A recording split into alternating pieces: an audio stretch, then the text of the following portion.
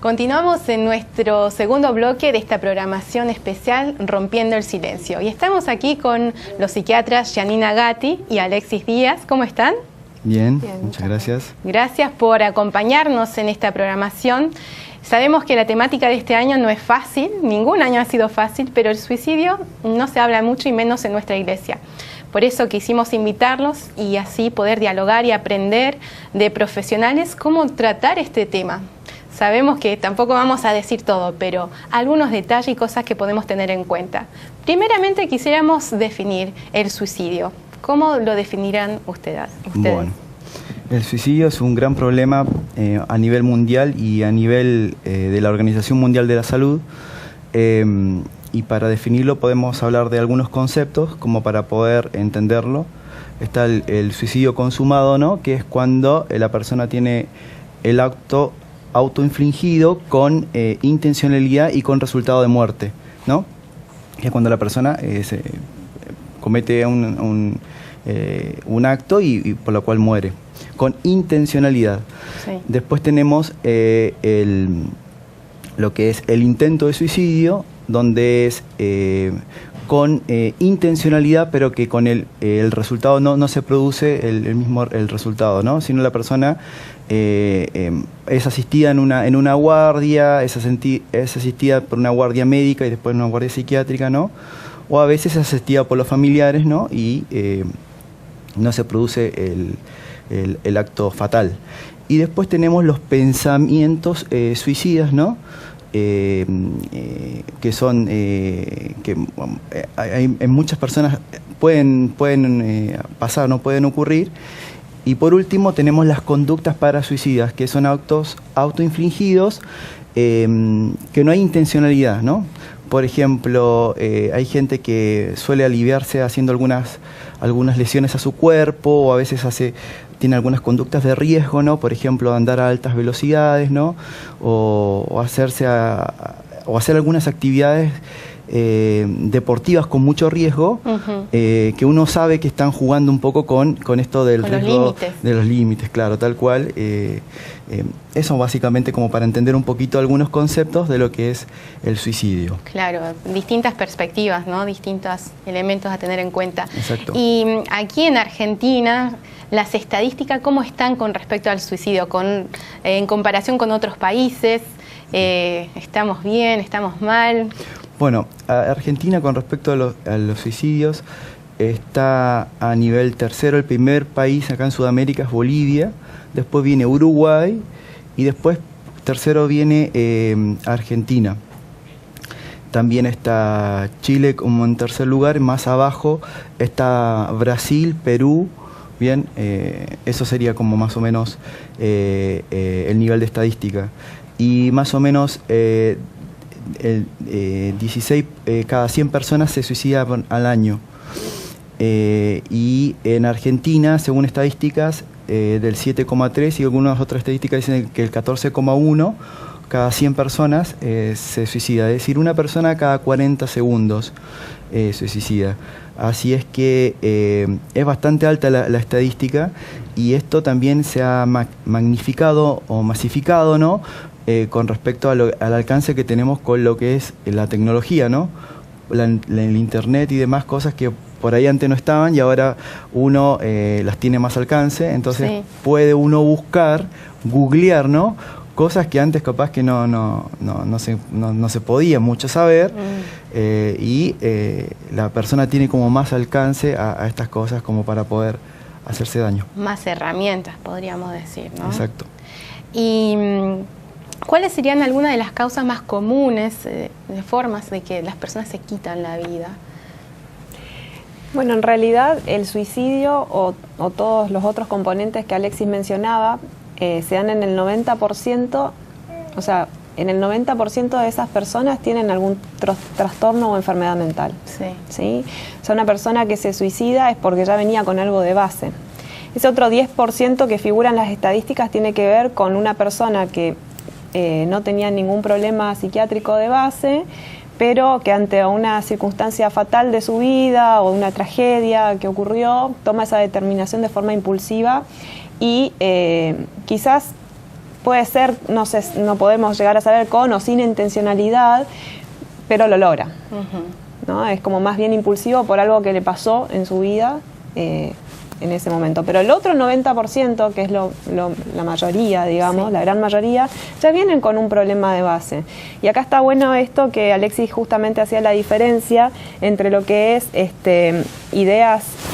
ideación suicida, que es cuando la persona tiene como fantasías de muerte o alguna idea, pero no planifica tanto el cómo y cuándo hacerlo, o también el intento donde ya lo planificó y le salió mal, digamos, y bueno, y realmente se lamenta, y uno ve en la guardia cómo se lamenta que no haya resultado en lo que él quería que resultara, digamos. Y después están estas conductas parasuicida que él mencionaba, que también hoy por hoy lo vemos muchísimo en los adolescentes y en los jóvenes, que son los típicos cortes, sí, que están de moda, ¿no? Esto de cortarse las muñecas, que es lo más común y más frecuente, pero también hay que observar los padres y amigos, familiares que estén cerca, no solamente es ahí porque es lo más visible, sino también muchas veces se cortan en el abdomen y en la parte interna del muslo, porque es una forma de calmar la angustia. El tema es que estas personas, que también son la gran mayoría y que hay adolescentes ahí, la gran mayoría son mujeres y de edad joven, digamos, sí, muchas veces empiezan a utilizar métodos más fuertes, por así decir, más drásticos, y pueden dañarse más que un simple corte o algo más profundo.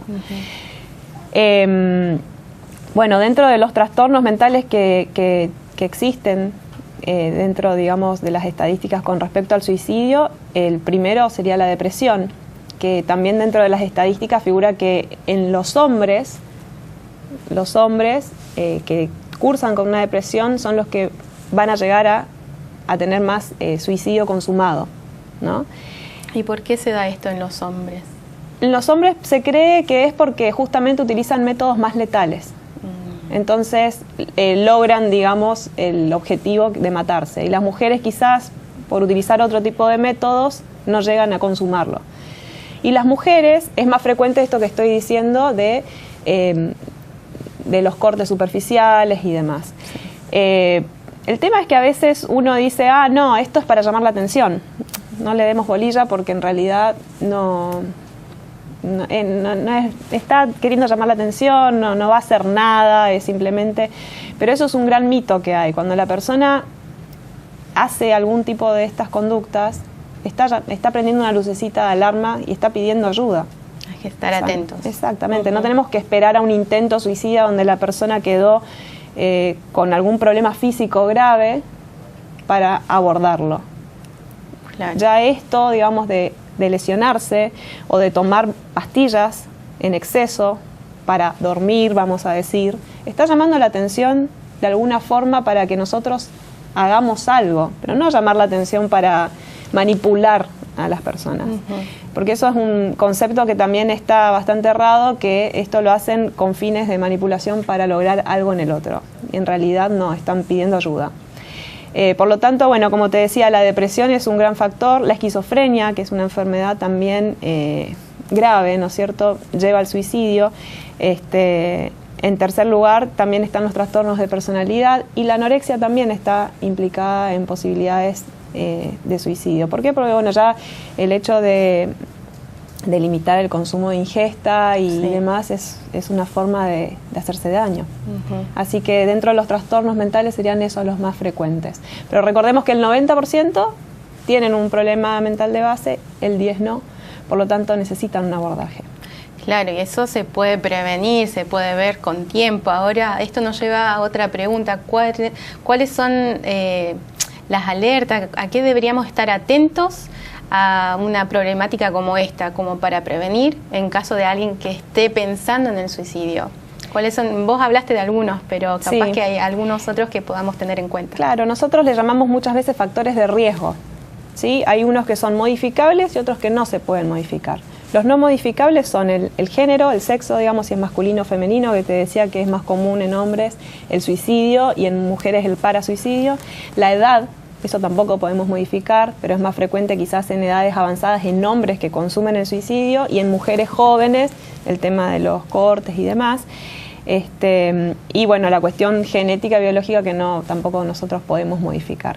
Pero hay un montón de cosas que se pueden modificar, factores de riesgo modificables, que tienen que ver con la ideación de la persona, los rasgos de personalidad, y tienen que ver también con la situación, ¿no?, socioeconómica o ambiental que está viviendo la persona. Entonces, ahí nosotros podemos abordar para que pueda disminuir un poco la ideación y bueno, y que no lleguen a eso. Pero, ¿cuáles serían las señales? Me decías. Primero, estar atentos a lo que dice la persona, ¿no? Estar atento al discurso, a lo que dice. Muchas veces vienen familiares o conocidos diciendo, pensar que me lo dijo hace un tiempo atrás, lo dijo así, tiró al pasar cuando ya no esté más, o bueno, ya voy a hacer un alivio para vos. Ese tipo de frases muy sutiles. Son sutiles, o también algo más programado, sobre todo en hombres mayores, cuando lo consuman, muchas veces se ve que hacen arreglos, como decir, administrativos, para dejar todo el terreno arreglado, digamos, preparado para la familia o demás, ¿no? También muchas veces contratan otro tipo de seguros de vida, o sea, hacen varias cosas como para justamente preparar el terreno para su muerte, o solucionan cosas, deudas o cuestiones pendientes con las personas allegadas que tenían que ver con pedir perdón, o sea, como que dejan todo arreglado para poder tomar esa decisión.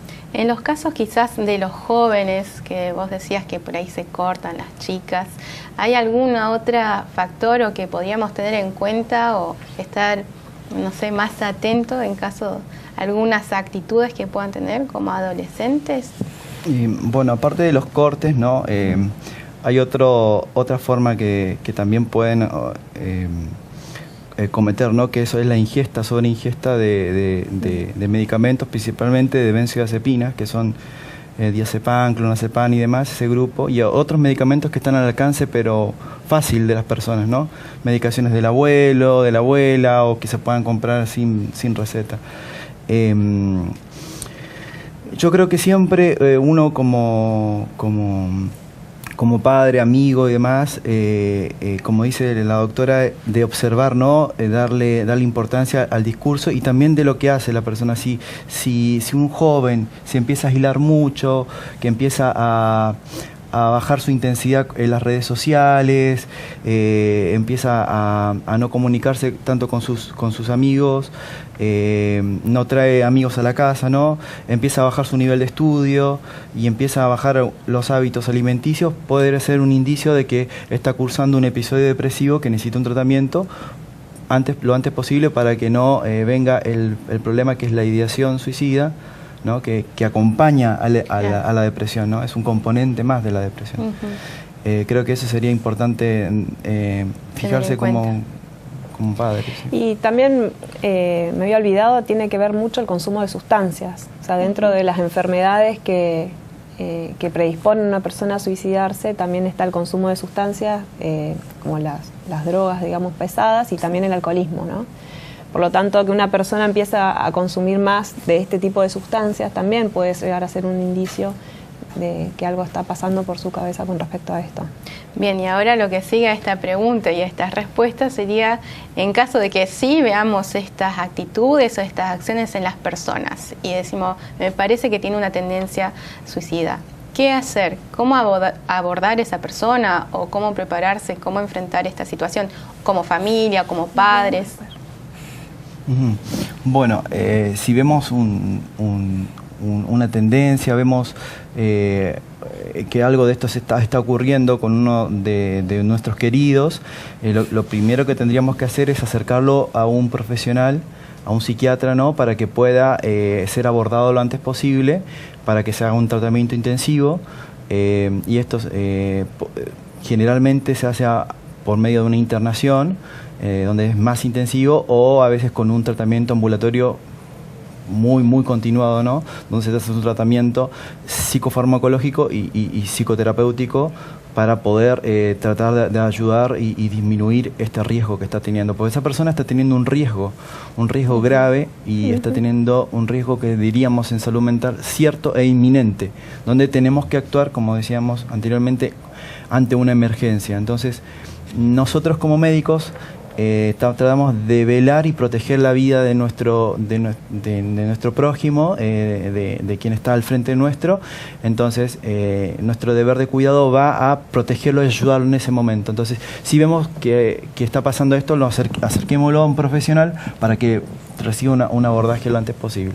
Bien. Sí, como decía Alexis, ¿no es cierto? La internación muchas veces es una medida importante en estos casos porque esta persona que tomó esta decisión muchas veces toma esta decisión en un medio hostil. O sea, hay algo a nivel familiar, ¿no es cierto? Y ambiental que tampoco estuvo colaborando.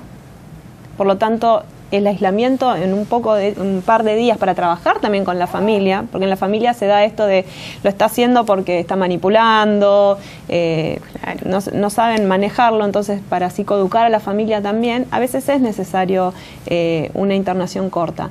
Y a veces no, a veces el tratamiento es ambulatorio, eso se ve, pero sí o sí necesita tratamiento. ¿Por qué? Porque está en riesgo justamente la vida de esa persona.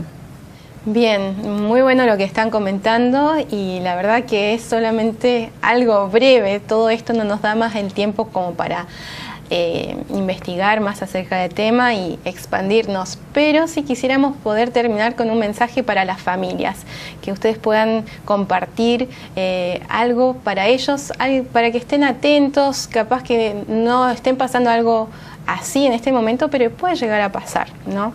Para que ellos puedan tener algún consejo para familia, para padres, cómo enfrentar esta situación. Sí, en primer lugar, estar atentos a nuestros hijos, sobre todo con los comentarios que hacen los chicos, con el grupo de personas con las cuales ellos se relacionan. No solamente, hoy por hoy el tipo de relaciones ha cambiado, así que quizás es más una relación virtual que real, ¿no es cierto? Sí. Donde antes se invitaba a los nenes a la casa, ahora hay como que estar atentos a las redes sociales, qué es lo que los chicos dicen o comentan ahí, con respecto a hasta juegos que hay, digamos, muy violentos, donde muchas veces en forma de competencia se incita a autolesionarse, ¿no? Hay que estar atentos a las redes sociales, a las amistades, a también ver, digamos, si los chicos no están iniciando algún tipo de consumo, porque eso también es una alerta de que algo no está bien, como decía él, ¿no es cierto?, ver la parte del colegio y demás, y el acompañamiento y el estar. Yo creo que todo se resume en estar con los hijos, más allá de un montón de cosas, porque estando uno se da cuenta. Cuando uno no está, es difícil, ¿no? Si pasa poco tiempo con los hijos, la verdad es que no logra ver este tipo de situaciones que pueden haber y comportamientos, ¿no? Bien. Y también nos iba a compartir un mensaje que encontraste en uno de los libros de Elena de White. Sí, justamente habla de que uno, ahora lo voy a leer, ¿no es cierto?, pero de que uno debería abordar cualquier problema de salud que tenga. Como cristianos nosotros debemos abordarlo con todos los recursos disponibles para mejorar esa situación. Por supuesto, poniendo en primer lugar las leyes naturales y los recursos naturales, los remedios naturales que conocemos, pero no dejando de lado otras posibilidades terapéuticas que hay para abordar el tema. Este mensaje que iba a leer está en el Ministerio de Curación, justamente, ¿no? Que dice así: los que buscan la salud por medio de la oración no deben dejar de hacer uso de los remedios puestos a su alcance. Hoy por hoy nosotros tenemos un montón de abordaje terapéutico para este tipo de situaciones. Está muy bien vista y se sabe, digamos, que a nivel científico es la que mejor abordaje tiene la terapia cognitivo-conductual, que hace que el terapeuta, enseña al individuo a manejar un poco el tema de los pensamientos para modificar las conductas. En la Biblia también habla de que tenemos que modificar nuestros pensamientos, justamente, y que nos insta a que debemos pensar en todo lo bueno, en todo lo agradable, en todo lo puro, ¿no? Entonces este abordaje tiene también de alguna forma este apoyo, ¿no es cierto?, espiritual, porque muchas veces el tipo de conducta viene por culpa de los malos pensamientos que tenemos. Entonces, este tipo de terapia, que se llama terapia cognitivo-conductual, a nivel científico está comprobado que es la que mejor resultado trae en personas que tienen algún tipo de trastorno que puede llevar al suicidio. Y hoy por hoy también está la terapia dialéctica comportamental, que hace abordaje de estas personas justamente que se autolesionan. Entonces estos remedios serían los que hoy por hoy están puestos a nuestro alcance, además de los remedios naturales, ¿no? Ni hablar también de la terapia psicofarmacológica, que ayuda muchísimo en el momento agudo para frenar este tipo de impulsos, porque muchas veces son impulsos, y que la persona pueda empezar a realmente utilizar la terapia, ¿no? que se le da. Hacer uso de los agentes curativos que Dios ha suministrado para aliviar el dolor y para ayudar a la naturaleza en su obra restauradora no es negar nuestra fe. Muchas veces es difícil, como decías vos, hablar de estos temas, y más dentro de un contexto religioso, porque muchas veces se mezcla cuestiones mentales, digamos, o de enfermedades o trastornos mentales que tiene que ver con falta de fe. Sí. Estás así es porque no estás bien espiritualmente o no estás cerca de Dios. Nosotros sabemos que la Organización Mundial de la Salud dice que la salud es el bienestar físico, mental, social y espiritual del individuo también. Entonces, la parte espiritual es fundamental, nadie la está negando, pero es una parte, es una patita de la mesa, vamos a decir. Entonces, hay que abordar todo lo otro también. Por supuesto que si el individuo está bien espiritualmente, y eso los mismos libros lo dicen, son factores de protección. Yo te había dicho factores de riesgo hoy. Sí. Bueno, hay factores de protección para que la persona no se suicide. Uno de ellos es tener justamente una creencia religiosa. Eso está probado a nivel internacional, de que las personas religiosas tienen menos índices de suicidio. Y también tener un buen apoyo social, ¿no? Dios nos ha facultado para que conozcamos las leyes de la vida. Este conocimiento ha sido puesto a nuestro alcance para que lo usemos. A veces están los recursos y nosotros no lo usamos. No queremos o tenemos mucho prejuicio o preconcepto al respecto. Al menos empezar a informarse, ¿no? Y empezar a sacarse las dudas. Y después uno puede decidir o no hacer ese tratamiento. Claro. Pero no quedarse con que esto es malo sin siquiera haberlo probado, haberlo averiguado, vamos a decir, ¿no?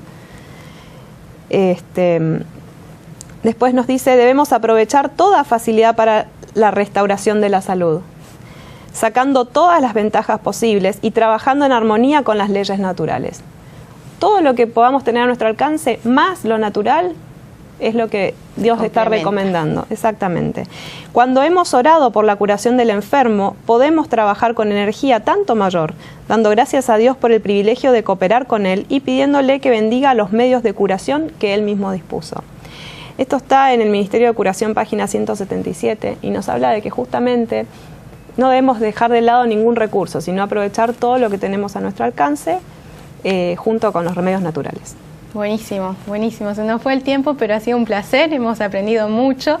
Y bueno, también agradecer a las personas que están viendo ahora en este momento, que pueda ser de buen uso para sus iglesias, las comunidades, y para que puedan prevenir y que estos índices, estas tasas puedan bajar, ¿no? Y que podamos así trabajar en forma complementaria, la iglesia con la comunidad y los recursos profesionales que tenemos. Gracias, Janina. Muchas gracias. Gracias, Alexis. Muchas gracias, Ruiz.